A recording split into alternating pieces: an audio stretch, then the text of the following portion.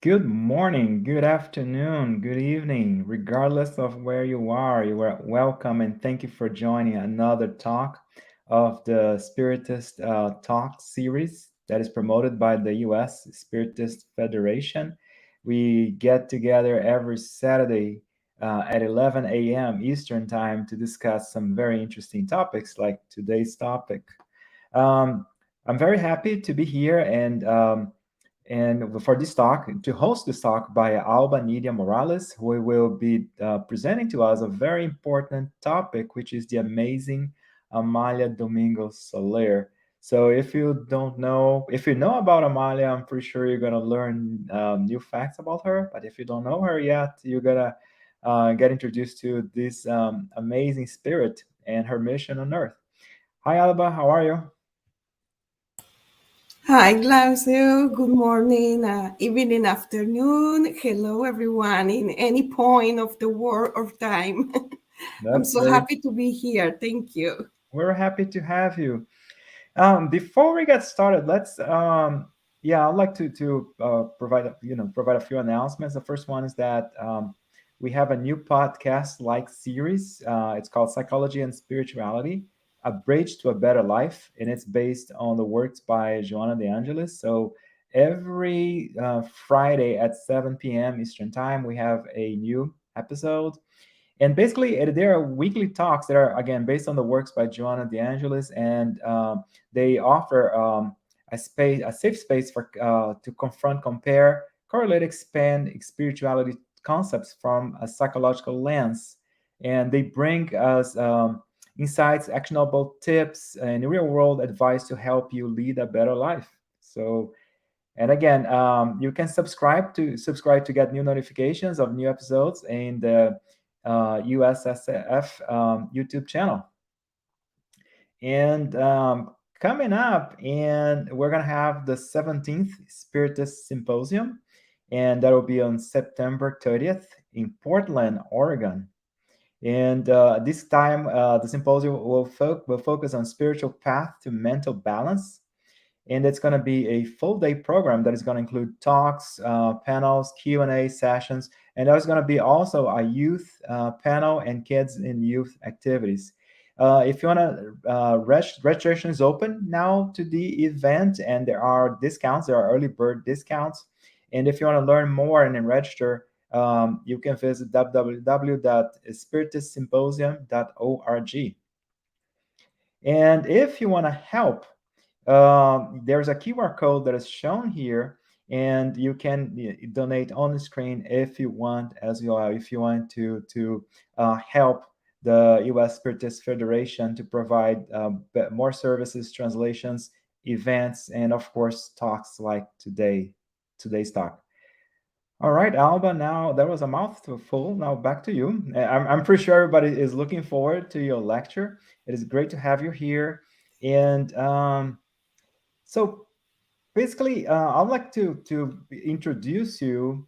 And so, Alba Nydia Morales, you have a master's degree, and first of all, you have a bachelor's degree in psychology and pedagogy from Universidad Pedagogica Nacional, and a master's degree in education from Pontificia Universidad Javeriana, and both the institutions from Bogotá, Colombia.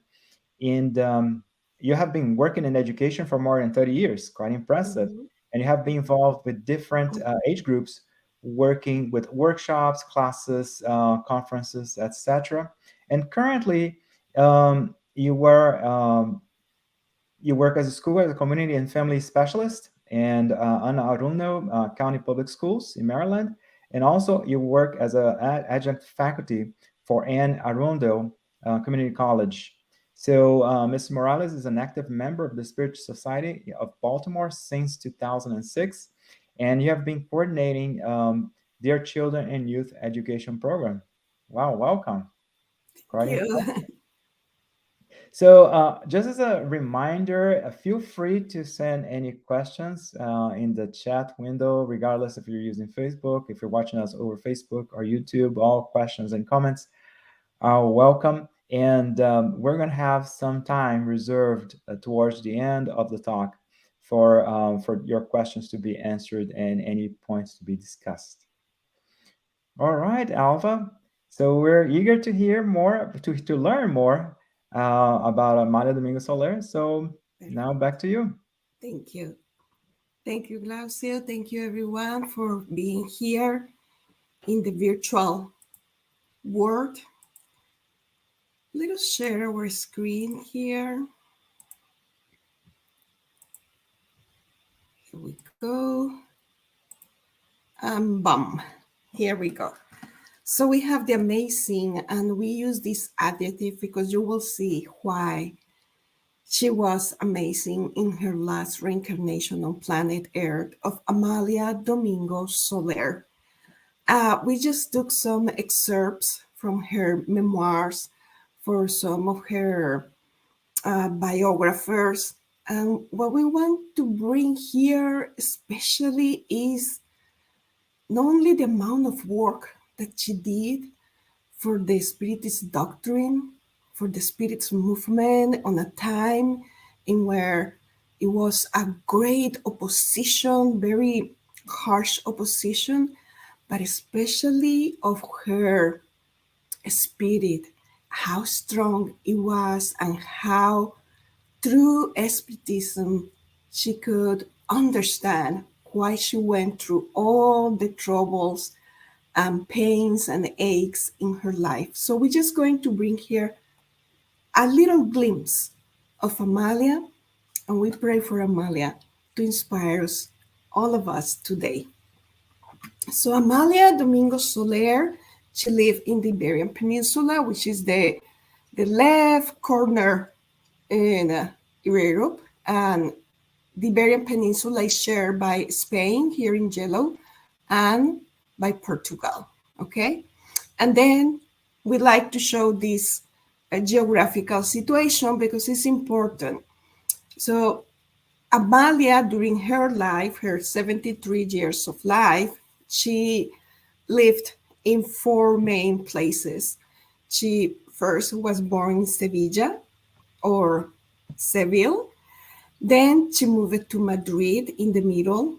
So here is very close to the coast. She lived near a beautiful river that is called Guadalquivir, etc. Then she moved to the middle of the country in Madrid. Then she goes to its coast in Alicante, and she ends her terrestrial life in Barcelona. Okay, so this is the movement that she's going to do, geographically speaking.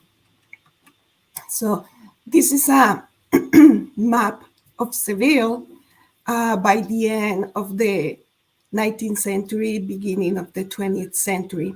And let us have like a historical frame when she was born here on planet Earth. So the country just had about 10 years of wars. They were called the Napoleonic Wars. Obviously, it was France invading Spain. And during this period of wars, Spain lost a lot of its colonies that were here in the Americas. And it left, the wars left the country in a very dire situation, in a very poor situation. And it's here when Amalia, she appears on planet Earth on November 10, 1835. So 2 years before is when the Napoleonic Wars end. And then there starts a period of relative peace, but it's more a period of transition in the country in which Isabel or Elizabeth II was the queen at the moment. However, she was a little girl. She was only 13 when she had to take the responsibility of the country. So it was mostly her mother, Catalina de Bourbon, that actually helped to rule the country. And one of the intentions were to renew the country, to bring to a new day, to modernize, is that a word? I don't know. The country. And this brings a lot of clashes and a lot of oppositions because at the Spain of the time, social class, social caste, it was everything. So if you have a certain social position with X amount of money, you are okay. But if you don't, you lost. And our dear Amalia, she wasn't in among the privileged people in Spain at the time. She was known after she passed away or at the end of her days as the Lady of the Violets or the Chronicler of the Poor. And we will see why. So this is the scenario when she appears to the world. So Amalia's was the only child in this marriage.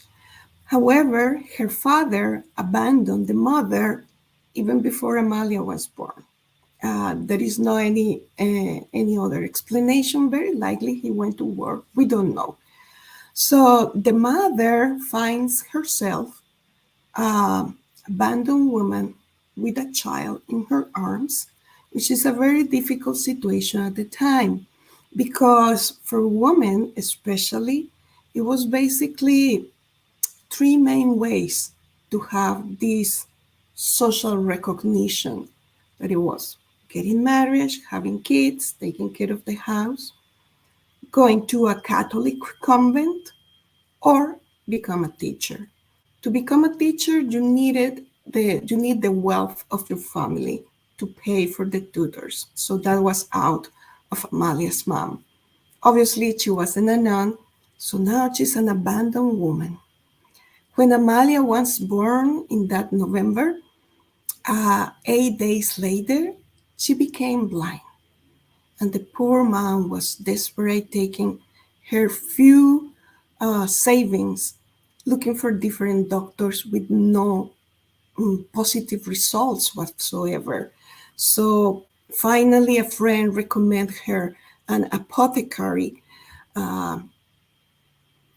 with natural remedies. So Amalia's mom took her there, and Amalia recovers a little bit of her sight, but during her entire life, this situation of her eyes is going to mark her very deep, because there are periods in which she's going to be totally blind, or as she was growing up, she could only distinguish shapes, or sometimes more, sometimes less, even though the mother, very smart lady, she decided to take care of her daughter and to provide her with the intellectual and spiritual tools that Amalia will need to survive in such a despondent society.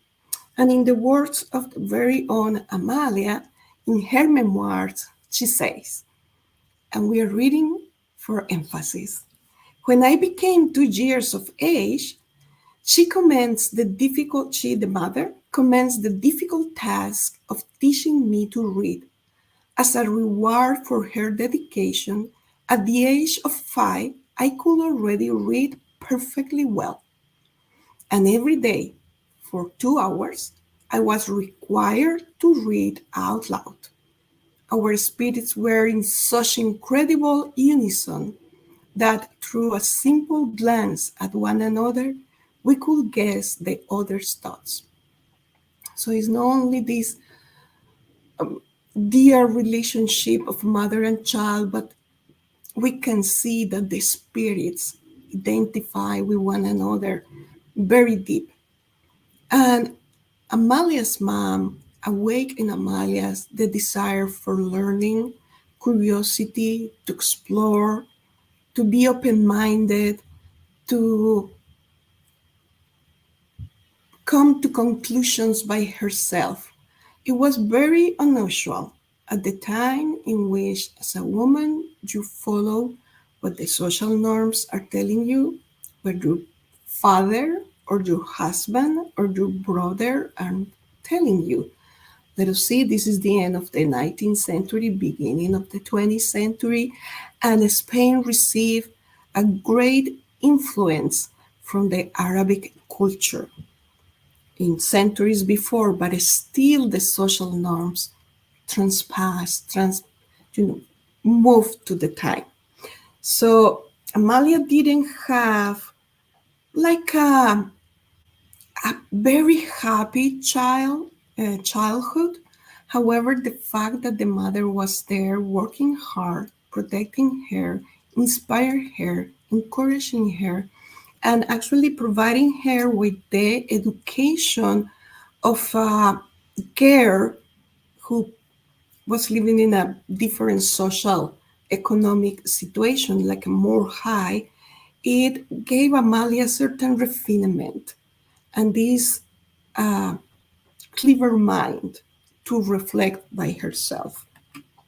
However, life life is coming with the consequences of our acts from the remote past or from this lifetime. So here it is Amalia with this dear relationship with her mother. And when Amalia is 25, her mother is diagnosed with an incurable illness.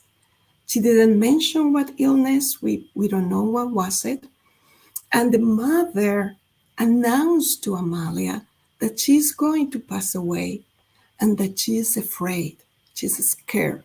And Amalia says, "Are you scared of dying?" And the mother says, "No, I'm afraid that I'm going to leave you blind, poor, and single in this hostile world." And then the two of them start crying in an embrace. Either way, Amalia's mom passed away, and Amalia finds herself in this deplorable situation. So it was such a shock, the separation, that Amalia lost her memory for 3 months. She didn't recognize anybody. She was lost. That was the shock of separating from her mother.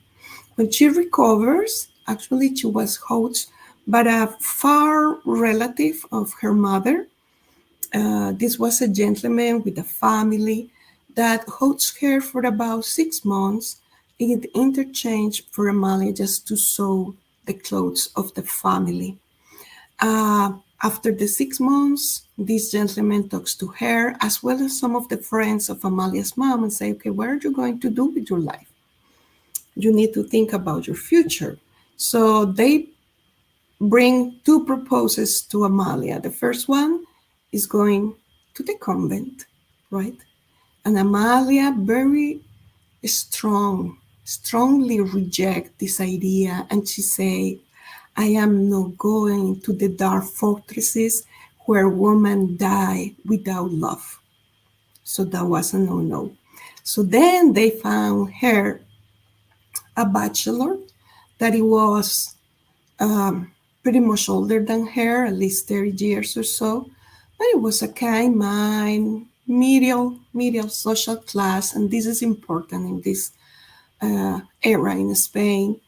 And she say, "How am I going to marry the man if I don't even know him, I don't love him, and I'm not going to be a slave forever of someone that I don't know or some situation that I don't know?"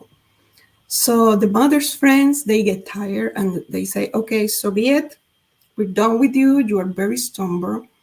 And the relatives say, "You know what? I can't have you anymore in my house. You are by yourself." So here she is with her clothes and a bag of clothes. That's it. No place to live, no work.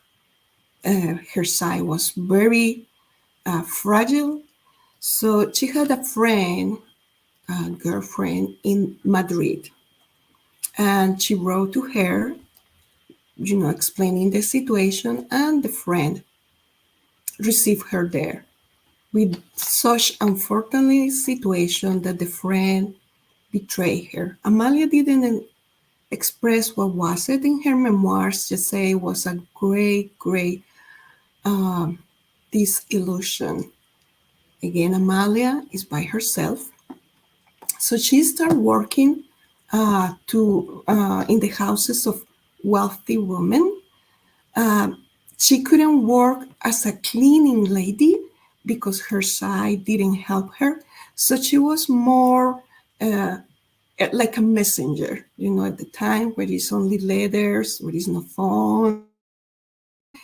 A person who takes message from one place to another, or I tell you, oh, Amalia, can you go to the house and so, and tell her that I'm waiting her tonight for dinner at 6 p.m. So she delivered these messages. But this woman mistreat her so very bad, so very bad, in the sense like they saw Amalia was a refined person, that Amalia was intellectually capable.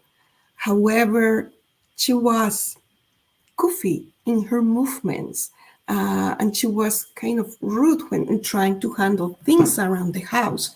So this woman criticized her a lot, hurting her sensible spirit.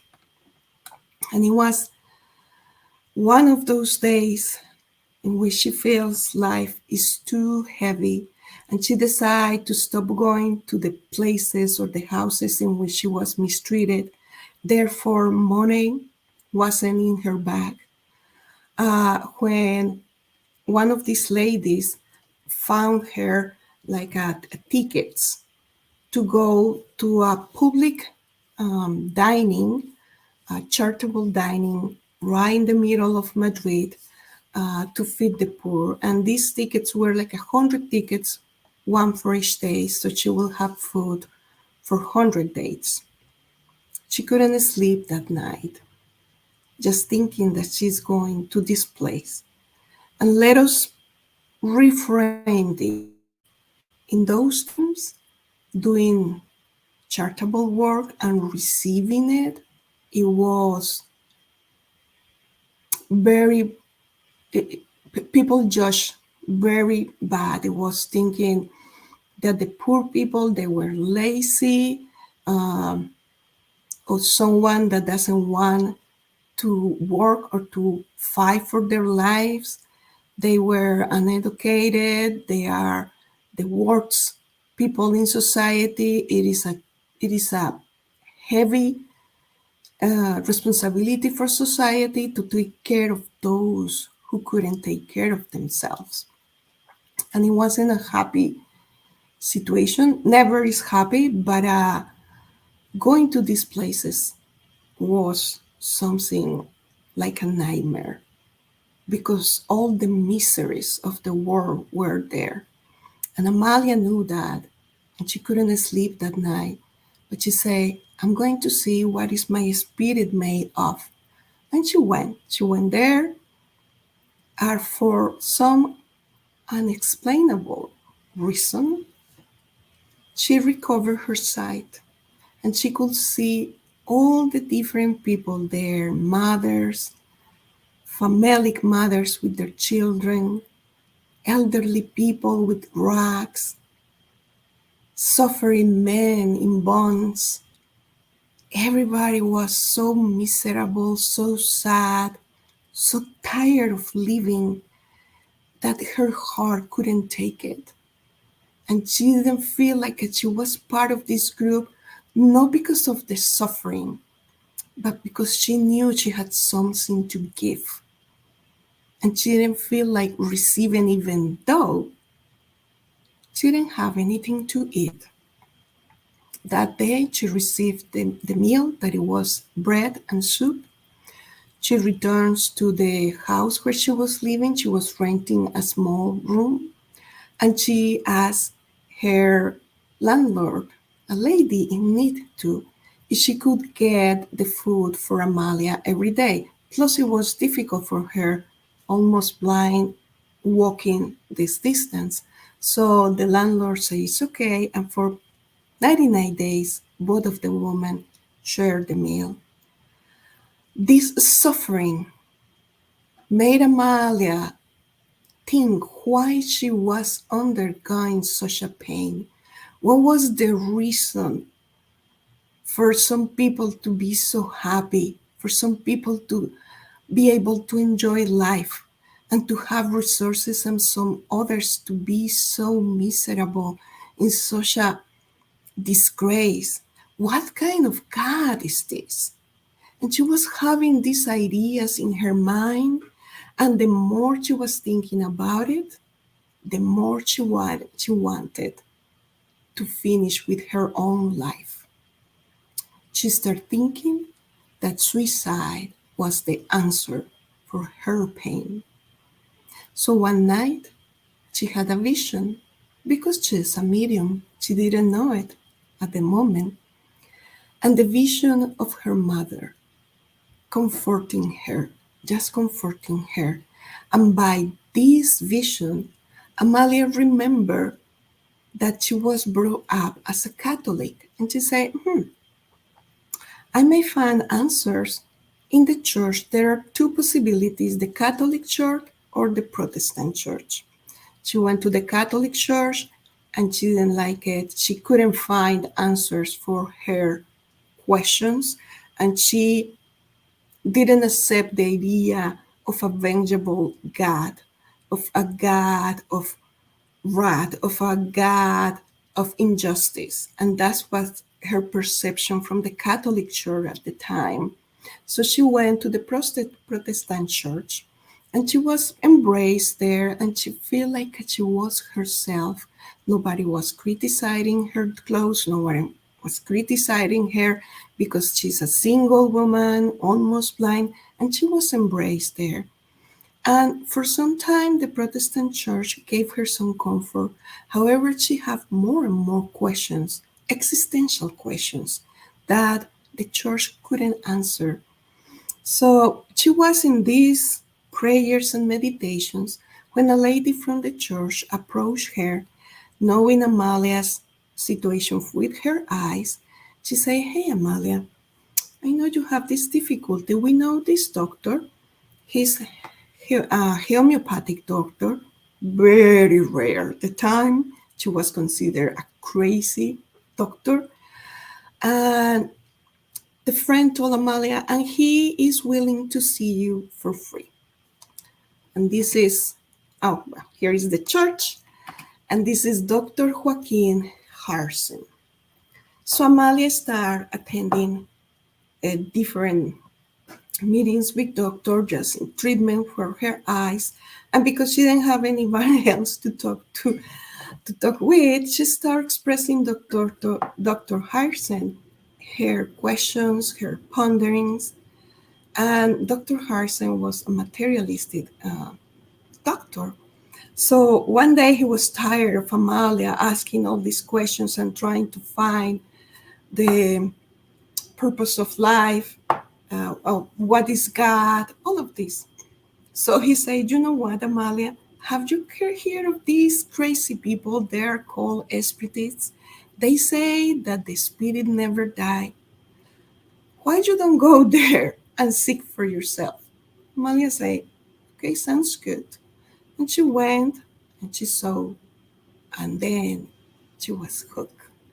She went to a meeting, and everything that she heard there makes sense in her mind and in her spirit.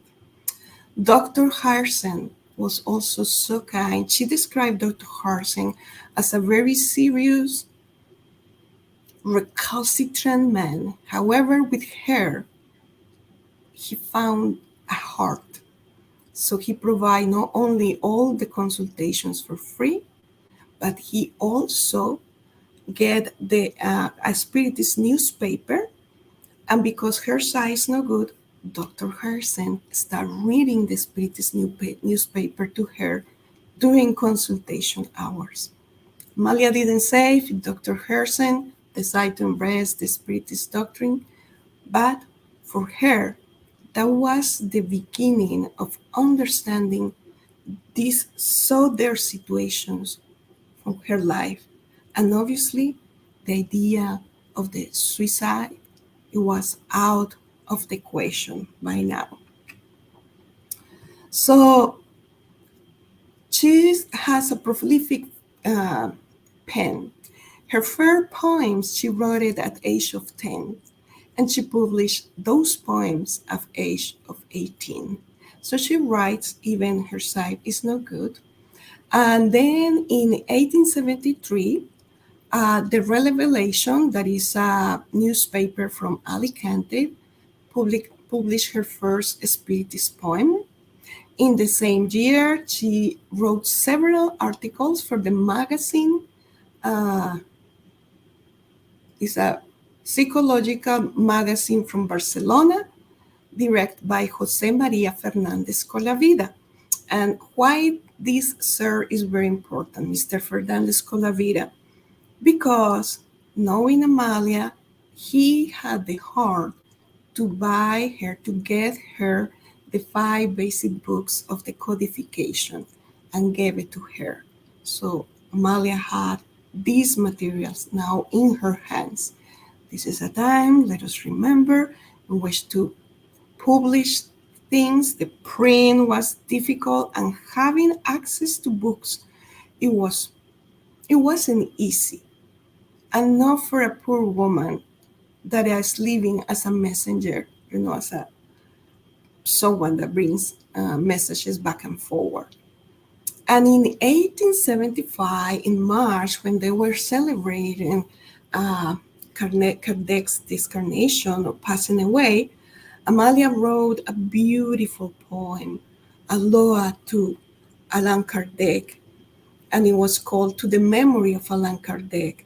And she read it in front of mostly male audience, in front of the Spanish Spiritist Society. One of the important things to mention here is, although she was a prolific pen, and in 1895 in Spain, it was a great literature movement that brought great pens together, and they were called, or they were named themselves, the generation of the 98.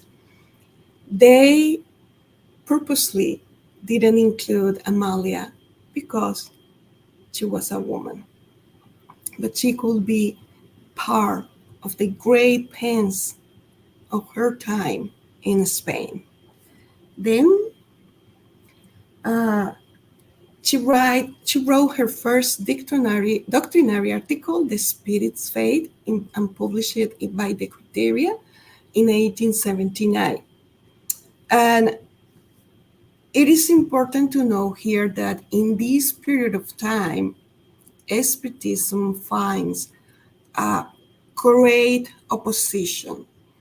We're going back on time, and in 1861, in October 9, 1861, the church and the government confiscate all Spiritist works and books, and they create a pile and they burn the books, banishing the books and sending a strong message to the society of the time.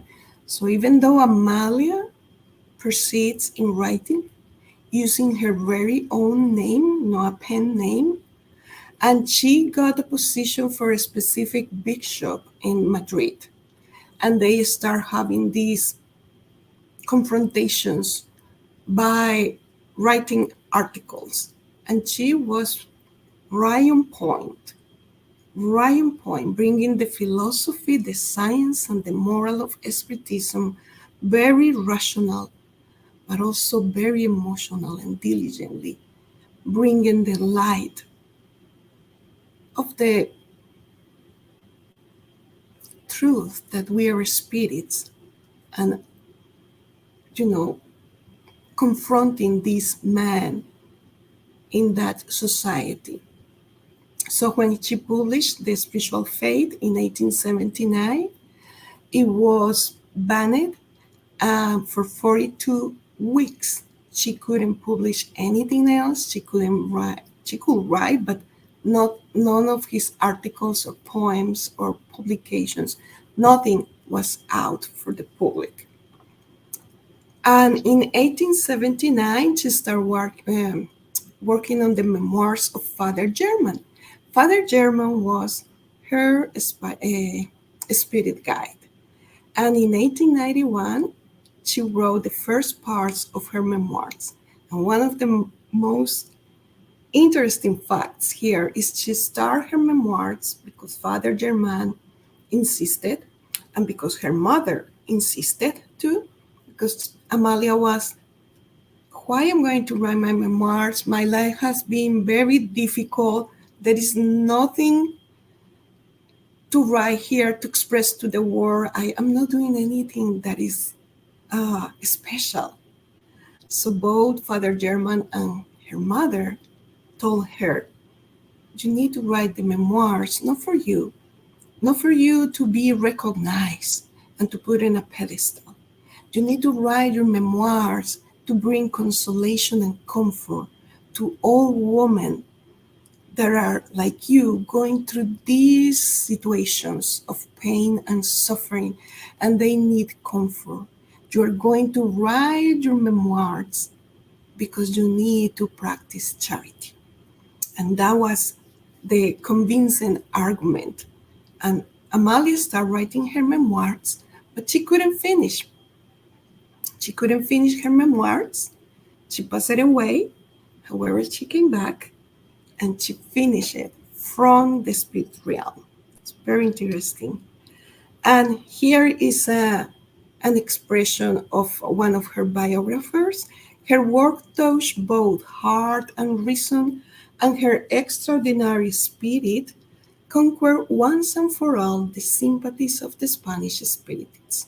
What is important to mention here is that Amalia not only dedicated herself to this writing production, also she continued being very aware of the needs of the poor, of the needs of those left behind in society. So she also received letters from so many people around Spain and Europe asking her for comfort, mothers that lose their children, people in difficult situations. So at night, after she worked very hard during the day, she sat and started writing the answer to those letters inspired by Father Germain. She also was diligently visiting jails, orphanages, the charitable dinings, and all different possible places in which she find people in misery, in distress, with no hope of living. And she brought whatever she could get, some bread, some violets, some words of wisdom. So she was really walking and talking the path. So Amalia side start to weaken. Therefore, she is not able to work anymore. And she was already well known among the Spiritist community. So, and here in this picture, we have Amalia here. So they decide to say, okay, it's fine, Amalia, it's fine. We can take care of you. You can come and live with us. One of the couples asked her, and you can have a roof over your head, and you can have everything you need. Just dedicate yourself to write for expertise. However, Amalia, with her work of ethics and with her ethics of life, she felt that this wasn't correct. So she believed that it was wrong to survive at the expenses of expertise, which is very interesting, right? Because she is a very ostensible medium. She has been visited by several spirits, especially at night in her room, not only enlightened ones, but suffering ones that are coming to her seeking for some comfort or some answers. However, she knew that living out of mediumship or spiritism doesn't make sense, because what we freely receive, we will freely give. So again, she accepts again to sew clothes. How she did it, we don't know.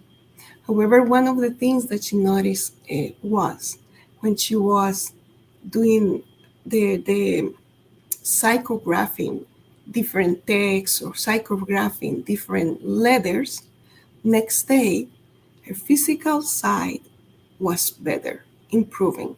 But then it going back and then it going up. It was a situation. Anyways, so in 1876, she moved them to Barcelona. Luis Lack is the president of the Spiritist Center, Glad Tidings, and she stayed with he and her and his family until the end of her days. And here we quickly we want to bring this because we know time is paramount. But we want to bring some insight about her spirit mentor. It was Father German. His Father German, or Father Herman, because that was her last existence. He was a Catholic priest. So through the medium of Eulalia, Amalia received a great number of messages that later she consolidated in the book Memoirs of Father German. And she wrote that the mission of Father German in his last existence was the most beautiful mission. She says when the spirit leaves the carnal envelope, it continues filling the space. So we are the same, right? Spirit, we continue thinking, feeling, perceiving the way we are here incarnated. And Father Herman felt when he was free from his enemies the same need to love and to educate his fellow men, and he sought it by means of accomplish his noblest desires. So in his last incarnation, he became a priest because that was the way he could donate himself to the ones in need. And she expressed that Father German gathered so many lost sheep, diligently guide them by the narrow path of true religion, love, which is no other than to do good for the sake of doing good. It is to love the kind mind because he deserves to be tenderly loved because of his exceptional virtues, and it is also to love the criminal because he is a sick soul in critical condition that only love can heal. That was his spirit mentor, Father Herman, that provide her not only with the encouragement, with the words of wisdoms, with the guidance, but also with the company. Because she, in all her life, even though she was already in the Spiritist movement, she felt pretty much alone. She didn't have a family, she didn't have a husband, she didn't have children, and this was a reminder that she received every day of her life. Although she was lovingly embraced by the community, the Spiritist community, but this was a sentiment that she couldn't erase from her spirit.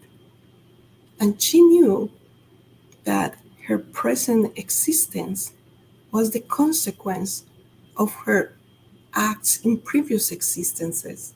But even knowing, it is hard not to feel. And she was very honest about it, and she expressed this in so many of her writings. So in 1879, she has the great opportunity in Barcelona. This is a current picture of Barcelona, to found, to manage, to administer her very own Spiritist newspaper run only by women. And it was called The Light of the Future. So it was published in May 22nd, 1879. And she used this social media not only to express and to educate the public, but also to give women voice and vote in the society. That's why she's considered also a feminist and a humanitarian person. And then she wrote more than 12,086 articles in Spain, in different newspapers, in Mexico, Uruguay, Argentina, Italy. She was well known also abroad from Spain. And in April 29, at the beginning of the 20th century, 1909, she passed away. She passed away in the house of her friends very peacefully. She had a presentiment of her presentiment. She felt she was about to discarnate and she wasn't fearful about it. She was ready to go. And in July 10, 1912, through the medium Maria, that's what they say, her memoirs were completed. Actually, she wrote from the spirit realm the preface of the of her book.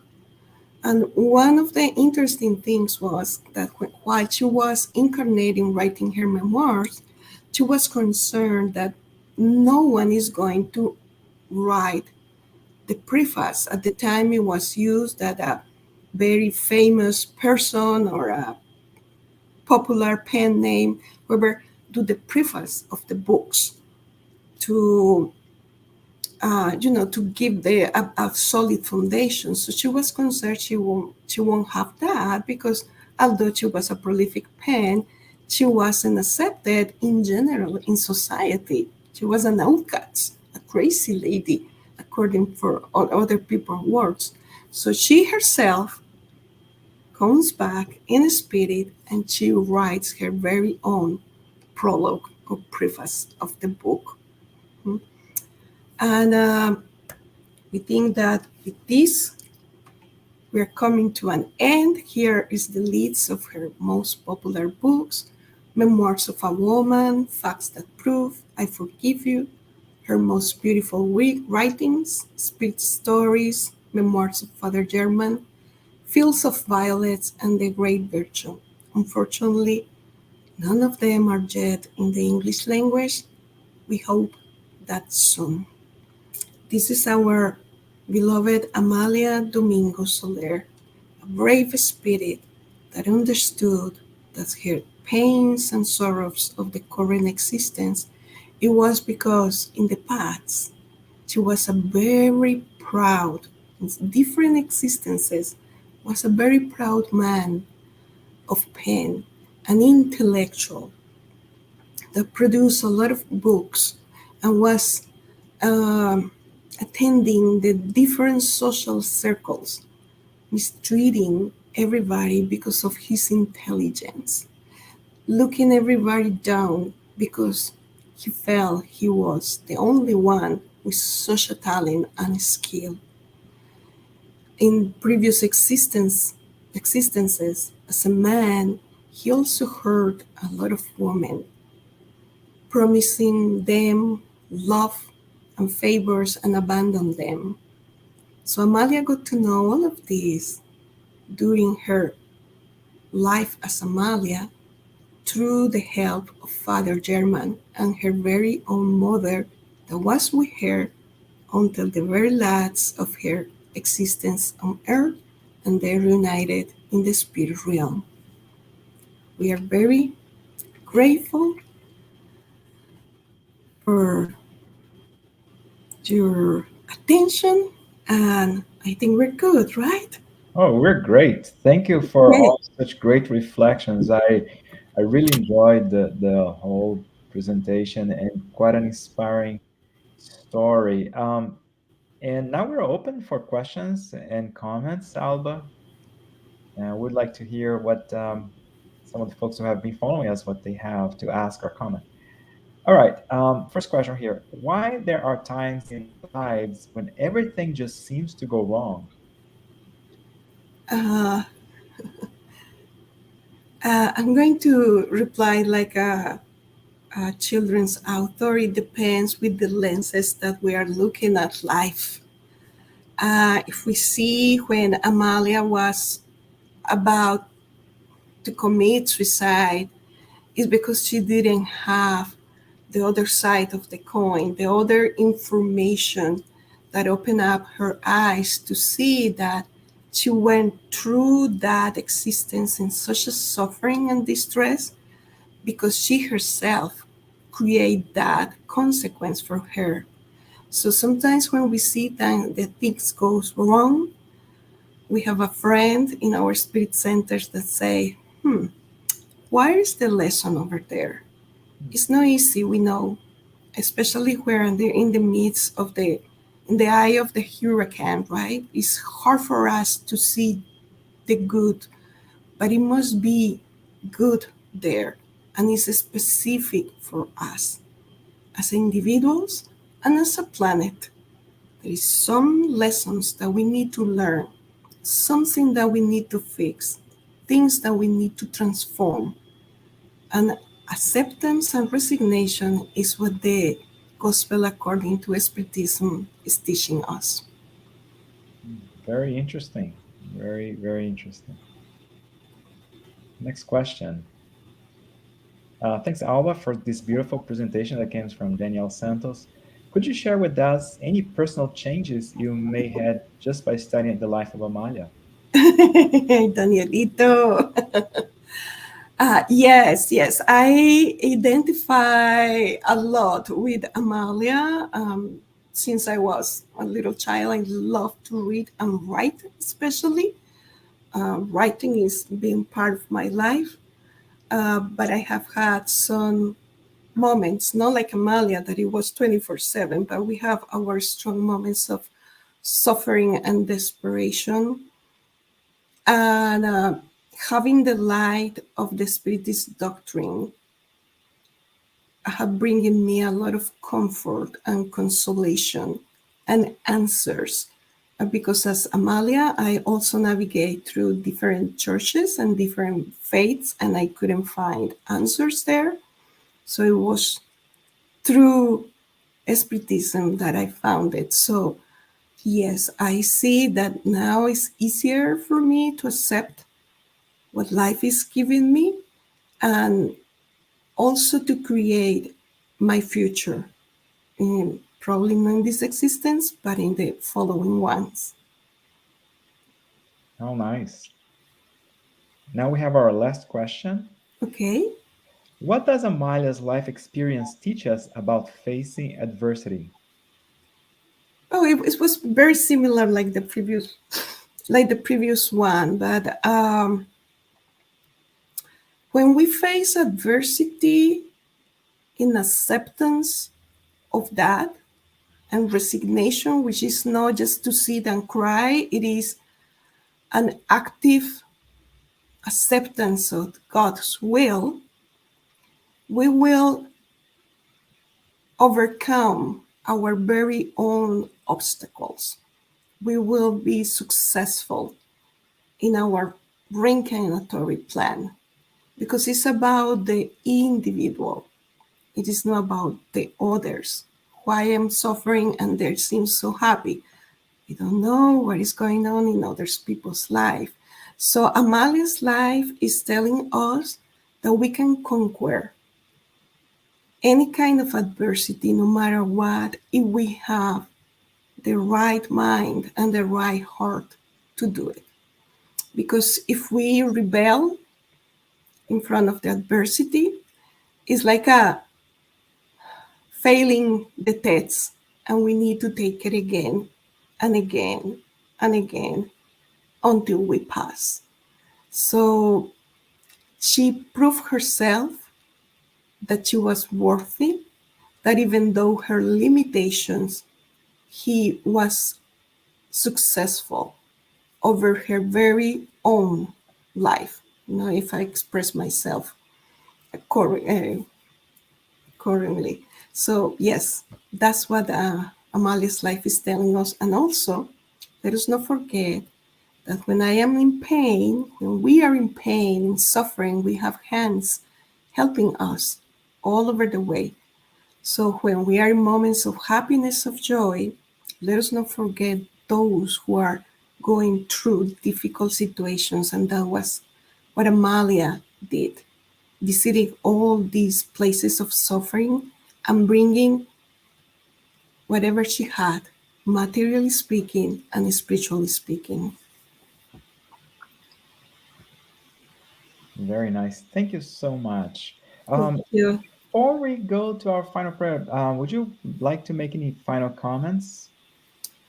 Uh, well, not really, Glaucio. That's fine. That's Okay. fine. So, and thanks again, Alba, and thanks everyone who had watched today's talk. It was very inspiring, very interesting. And of course, to everybody who has been following our weekly Spiritist Talk series. Next Saturday, we're gonna be back here, May 13th at 11 a.m. Eastern Time again. And don't miss our next talk. It is gonna be by Sabrina Tomaszewski, and she's going to be discussing is seeing believing. So another very interesting topic for us. Um, Alba, I would like to ask you now to close our talk with the final prayer, please. Sure, I can do that. Okay, let us reaccommodate in our seats.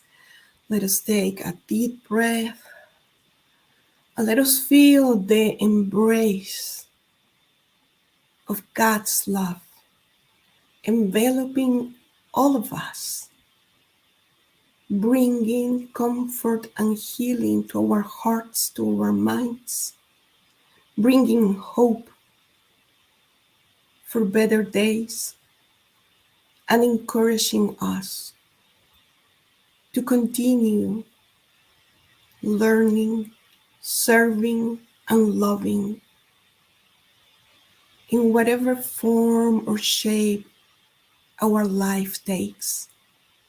May His love bless us all here in the present time, in the future.